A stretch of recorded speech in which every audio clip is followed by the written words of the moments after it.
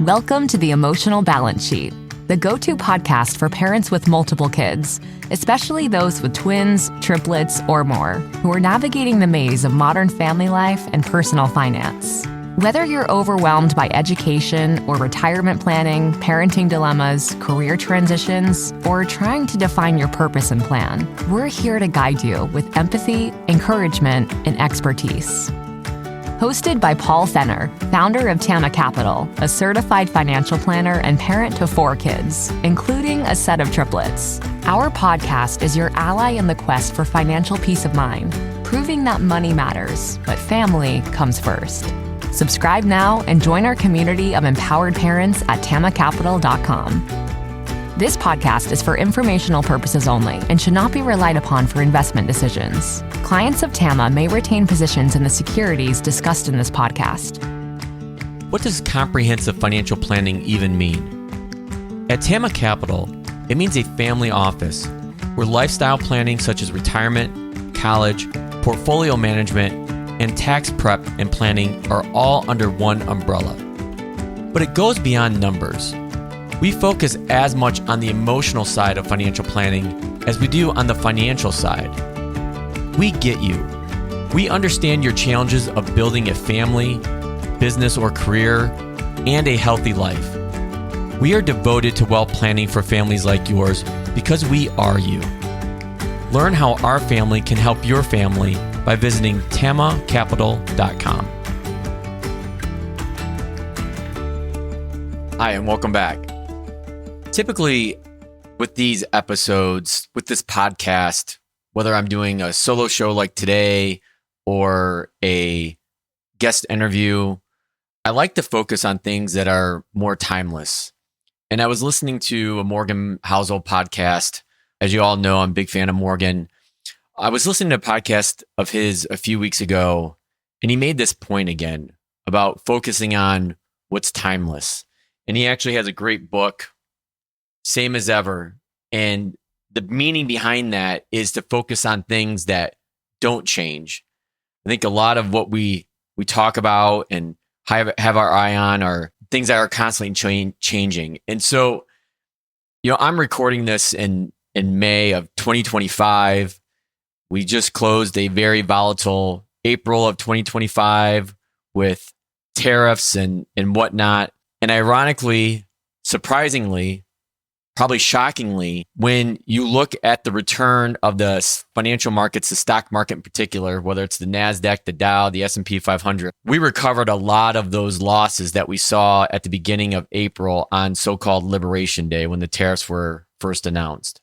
And it's still a head scratcher for me to look back at the data and look at, wow, to go down from double digits losses to now being almost flat for the month of April is utterly amazing. And it made me want to slow down and think about, some of Morgan's work. And so I pulled through my notes from his book, and that's what I want to talk about today. I want to try to highlight 5 things that I took away from his book, and specifically 5 things that I think we can all hopefully agree on that don't change. So here we go. The first is human nature. Greed and fear never change. And I think that goes to my point about the volatility that we saw in the stock market in April. And every year is unpredictable, year to year, what's going to happen. But emotions like fear and greed are pretty reliable. Most emotions drive bubbles, busts, fads, panics, the internet boom. At some point, we'll have an AI boom and bust.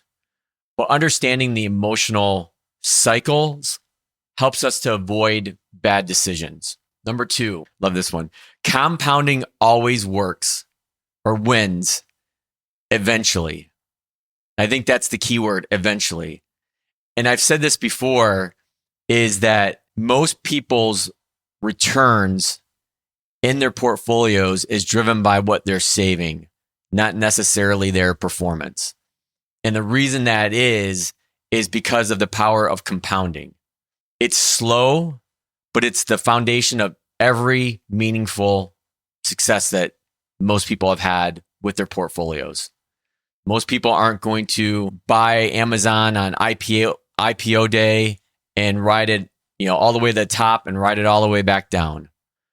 Small habits, investments, or relationships, all those key factors, deposits add up over time. And I think we take that for granted because you don't necessarily see the slow compounding effects day in and day out. You may, when you back up and look at it a year, 3, 5 years from now, 10 years from now.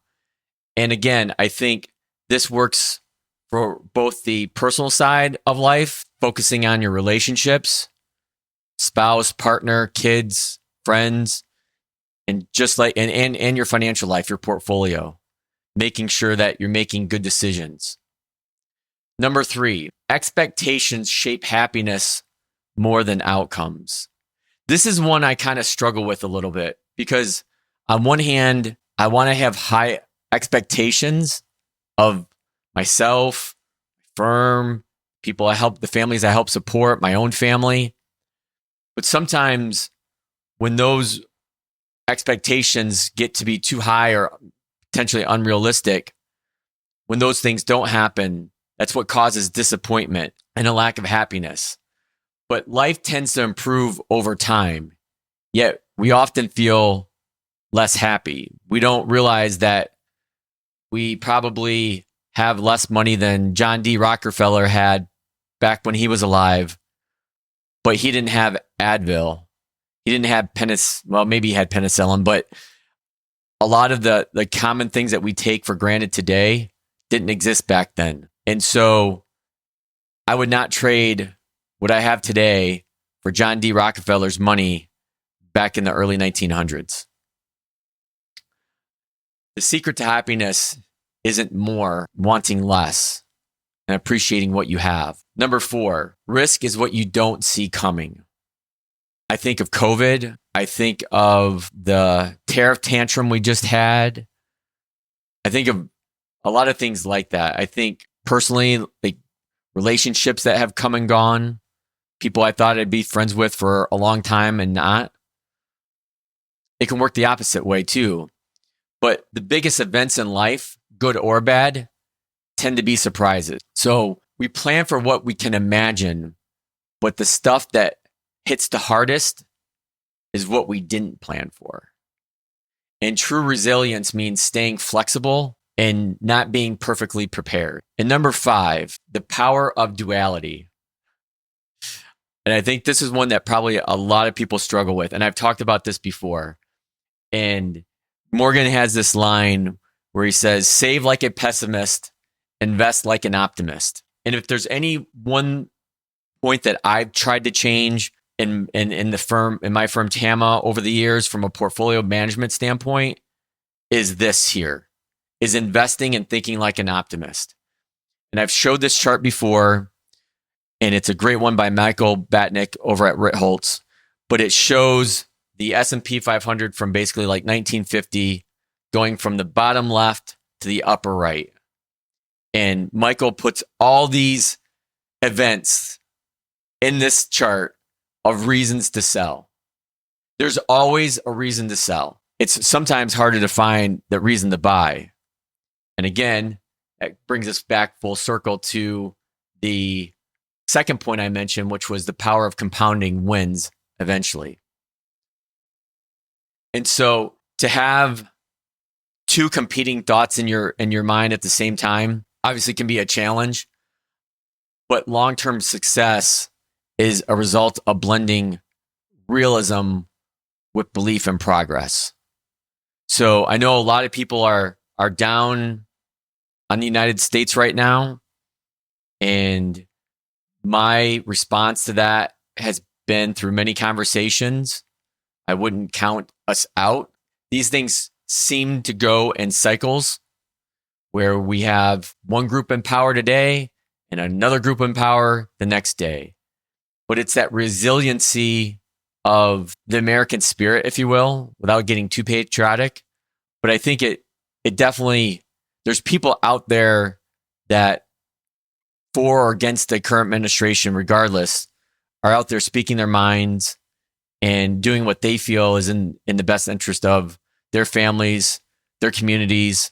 And I fully embrace that on either side. So I think that's the point of this power of duality. So as I close up, I would ask you to think about in your own personal lives, what never changes? Human emotion, the power of time. That's a big one that I didn't dive into, but I feel that almost every day as my kids continue to grow. And every parent that I talk to says the same thing, especially this time of year during graduation season. The trap of rising expectations, just the unpredictability of life. So that's what I leave you with today, is to think about in your own lives what you think never changes and what that means for you, and to focus on those things that never change rather than the constant noise that's out there. Now that you've made it to the end of another great conversation, are you looking for more?